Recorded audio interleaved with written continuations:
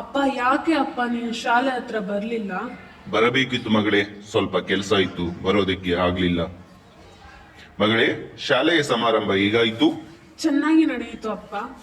ಹೌದಾ ಮಗಳೇ? ಹೌದು ಓದು ಮುಗಿತಾ ಬಂತು, ಮುಂದೆ ಏನ್ ಮಾಡ್ತೀಯಾ? ಅಪ್ಪ, ನಾನು ಡಿಗ್ರಿ ಮುಗಿಸಿ BEd ಮಾಡಿ ಟೀಚರ್ ಆಗೋಣ ಅಂತ ಅನ್ಕೊಂಡಿದೀನಿ ಅಪ್ಪ. ಟೀಚರ್ ಆಗೋದು ನನ್ನ ದೊಡ್ಡ ಕನಸು. ಟೀಚರ್ ಕೆಲಸ ಬೇಡ ಮಗಳೇ. ನಮ್ಮ ಸಂಬಂಧಿಕರು, ಅಕ್ಕಪಕ್ಕದ ಮನೆಯವರು ಎಲ್ಲ ನೋಡಿದ್ರೆ ದೊಡ್ಡ ದೊಡ್ಡ ಕೆಲಸಗಳಲ್ಲಿ ಇದ್ದಾರೆ, ಲಾಯರು, ಇಂಜಿನಿಯರು ಆಗಿದ್ದಾರೆ. ನೀನ್ ನೋಡಿದ್ರೆ ಟೀಚರ್ ಆಗ್ತೀಯಾ ಅಂತೀಯಲ್ವಮ್ಮ? ಅಪ್ಪ ಪ್ಲೀಸ್ ಅಪ್ಪ. ಬೇಡಮ್ಮ ಮಗಳೇ. ಅಪ್ಪ ಸ್ವಲ್ಪ ಕೇಳಪ್ಪ.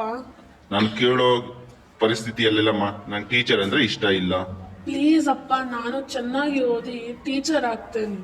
ಇಂಜಿನಿಯರ್, ಲಾಯರ್ ಎಲ್ಲ ಆಗೋದು ಟೀಚರ್ ಇಂದಾನೆ ಅಲ್ವಾ ಅಪ್ಪ?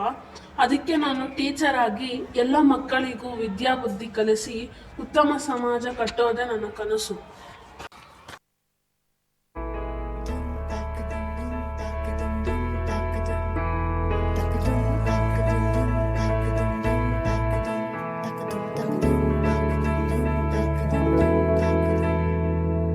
आठ समंदर अपना अंबर खोज ले अब तू अपने दम पर, भूख मार के धूल झाड़ ले, छोड़ छाड़ के सारे छप्पर। आठ समंदर अपना अंबर खोज ले अब तू अपने दम पर, भूख मार के धूल झाड़ ले, छोड़ छाड़ के सारे छप्पर। खोल दे पर